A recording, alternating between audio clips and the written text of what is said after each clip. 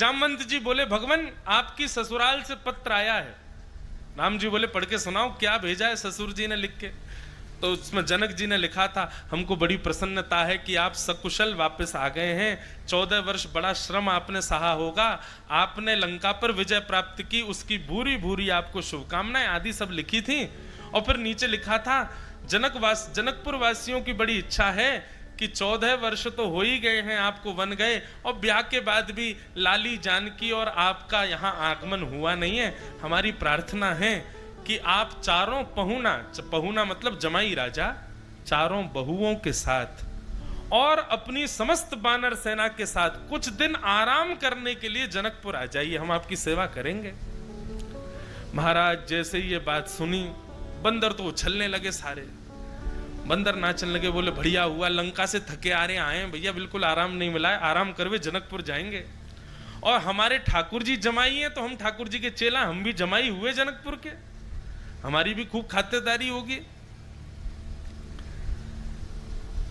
जामवंत जी ने जब पत्र सुनाया तो राम जी बोले देखो, हम जनकपुर जाएंगे, चारों भाई जाएंगे, हमारी पत्नियां भी जाएंगी, और 2-4 लोग हनुमान जी, जामवंत जी आदि कुछ श्रेष्ठ बानर संग चल देंगे, बाकी पूरी बानर सेना को हम नहीं लेके जाएंगे।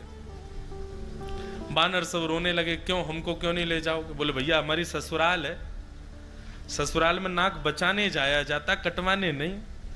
तुम लोग तो किसी से भी छीन के खा जाते हो, किसी पे भी चढ़ जाते हो, किसी के भी घर में घुस जाते हो, कहीं भी कुछ भी कर देते हो, और वो हमारी ससुराल है, वहां कहीं अगर तुमने कुछ ऐसा अनुचित कृत्य किया, हमारी तो नाक ही कट जाएगी। बानर सब बोले ठीक है राम जी, जब मरने थे, प्राण त्याग करना था, तो हमको आगे खड़ा कर दिया, और जब मालपुआ मिलने वाले तो बानर यहीं रहो। ठीक है कोई बात नहीं, देख लिया। बानर बड़े उदास हो गए, लेकिन राम जी तो लीला कर रहे थे। सब बानरों ने अति वृद्ध जामवंत जी को घेर लिया, बोले सुनो, हमको जनकपुर लेके चलो, हम भी मालपुआ खाएंगे, हम भी अपनी सेवा करवाएंगे वहां पे। जामवंत जी बोले तुम्हारी आदतों की वजह से नहीं ले जा रहे हैं, तुम बन के बन उजाड़ देते हो, किसी मैदान में घुस जाओ उसको तहस नहस कर देते हो, किसी की भी सामग्री उठा के भाग जाते हो, ये सब तुम्हारा स्वभाव है, इसलिए बेचारे मना कर रहे हैं राम जी। बानर बोले हम बिल्कुल सुधरे सुधरे जाएंगे, आप हमको ले चलो बस। जामवंत जी बोले ठीक है, मैं एक युक्ति अपनाता हूं, और राम जी के पास जाकर के सब बानरों की बात कह करके जामवंत जी बोले प्रभु मैं जिम्मेवारी लेता हूं, एक भी बानर कुछ भी गलत नहीं करेगा। राम जी बोले प्रमाण क्या? बोले प्रमाण ये कि जो मैं करूंगा वही ये लोग करेंगे। राम जी बोले करके दिखाओ।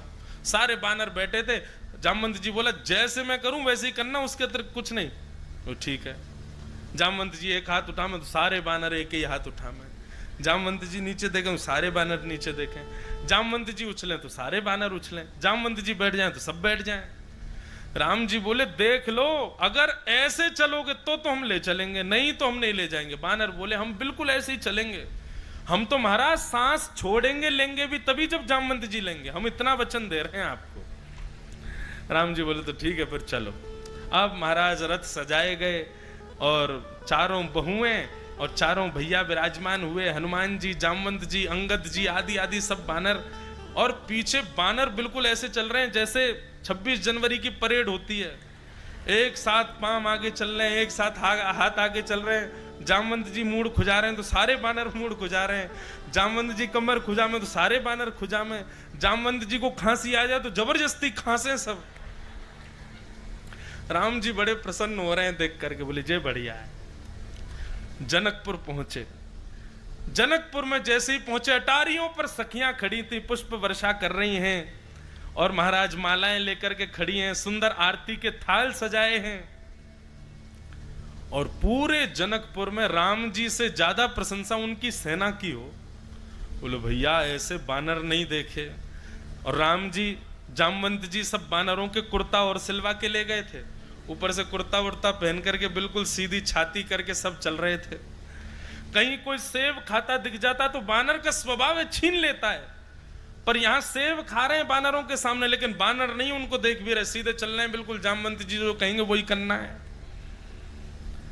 जनक जी ने स्वागत किया। सारे बानर बिल्कुल सभा में बैठे, एक सुई गिर दो तो उसकी आवाज आ जाए, बिल्कुल हलचल नहीं हो रही है, सब बानर बिल्कुल एकटक बैठे हुए हैं। जनक जी कहने लगे, बोले निश्चित ही लग रहा है कि रावण को मारने वाली प्रजा आई है यहां पर, कितना शिष्टाचार। राम जी बोले, जी बिल्कुल ऐसे ही है, हमारे भोले भाले बानर हैं सारे। महाराज अब वार्ता बाद में होगी, पहले प्रसादी पाली जाए। बोले जी। अब बानर तो भैया कभी पेड़ पर चढ़ के खाते हैं, एक दूसरे से छीन के खाने वाले, लेकिन आज बानरों के आगे पट्टा लगाए गए, चौकियां लगाई गई हैं, आसन धरे गए हैं, थालियां लगी गई हैं, उसमें सुंदर सुंदर कटोरियां रखी हैं। अब एक एक सामग्री आ रही है, कढ़ी आवे, दाल आवे, सब्जी आवे, पूड़ी आवे, गुलाब जामुन आवे, रसगुल्ला आवे, लेकिन बानर थाली की ओर नहीं देख रहे, सब जामवंत जी की ओर देख रहे हैं। बोले ये जो करेंगे वही करना है।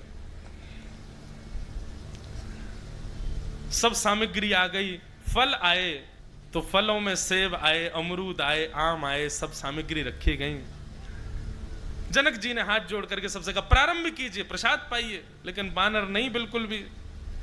जामवंत जी को देखा, जामवंत जी ने पहले जल हाथ में लिया, थाली के चारों ओर घुमा करके महाराज अन्नपूर्णे सदा पूर्णे कहने लगे। सब बानर भी हाथ में जल लेकर के घुमा रहे हैं, पी रहे हैं। जनक जी कहे, वाह भैया ये बानर हैं, देखो इनको। देखने के लिए भीड़ लगी है बानरों के शिष्टाचार को। इतने में ही जामवंत जी ने सबसे पहले आम उठाया, आम ही प्रिय था उनका। आम को घुमा के देखा, बोले वाह बढ़िया वाला मीठा आम है। अब जामवंत जी भैया नेका ताकतवर नहीं थे, जामवंत जी इतने बलवान थे, इतने बलवान थे कि राम जी जब रावण को मार के लौट के जब वापस आ गए तो एक दिन जामवंत जी अपनी हथेली खुजा रहे थे, तो राम जी बोले क्या हो गया? बोले कि भगवान मेरी हाथ की खुजली शांत नहीं हुई। बोले क्यों? बोले मेरे समान बलवान पूरे राम रावण युद्ध में दो ही थे, एक तो रावण और दूसरा कुंभकर्ण, और दोनों को आप दोनों भैयाओं ने मार दिया, मेरी तो हाथ की खुजली ठीक ही नहीं हुई है। इतने बलवान थे जामवंत जी। अब बेचारा छोटा सा आम पकड़कर जामवंत जी ने जैसी दबाया, सोई उसकी गुठली उछल गई। जैसे ही गुठली उछली, सारे बानरों ने भी आम उठा के सबने दबाए, बोले गुठली उछलनी ही चाहिए। और जैसे ही सबने आम पकड़ के दबाए, सबकी गुठलियां उछली। जामवंत जी की गुठली उछली। जामवंत जी बोले मेरे हाथ से रावण निकल के नहीं भाग सकता, गुठली की इतनी मजाल, भाग गई। और पकड़ने के लिए जैसे ही जामवंत जी उछले, जामवंत जी के उछलते ही बानर बोले आक्रमण, अब खुल गए महाराज, कूद पड़ो सबरे। और लिए महाराज बानर एक दूसरे पर कूदने लगे, किसी की कड़ी लेके भाग रहे हैं, किसी की दाल लेके भाग रहे हैं। जनक जी की थाली में से पूड़ी लेके भाग गए बानर सबरे। पूरे जनक जी के महल में कड़ी, खीर, दाल आदियों से पूरा लेपन कर दिया पूरे सभा का। राम जी नीची नजर करके बैठे थे। जनक जी बोले लग रहा है कि रावण को मारने वाली सेना है। राम जी बोले अब क्षमा करें पिताजी, बानर हैं, अपना स्वभाव कैसे छोड़ सकते हैं। जनक जी को लगा कि राम जी को बहुत संकोच हो गया है, तो जनक जी ने तुरंत राम जी को हृदय से लगा लिया। परंतु सबसे ज्यादा संकोच तो जामवंत जी को हो रहा था। जामवंत जी बोलने लगे, बोले सारे करे कराए पे पानी फेर दिया, अरे ये क्या गुठली उछल गई, सबरे उछल गए। तब राम जी को बड़ी मंदी नजरों से जामवंत जी ने देखा, क्षमा मांगते हुए। लेकिन जब राम जी को देखा तो राम जी जनक जी के हृदय से लगे हुए थे और जनक जी के नेत्रों से आंसू गिर रहे थे। वो दृश्य देख करके जामवंत जी के चित्त में आया कि ऐसा सौभाग्य मुझे कब मिलेगा कि मेरे भी जमाई राम जी जैसे हों और मैं अपने चित्त से उनको लगा करके प्रेमाश्रु बहाऊं।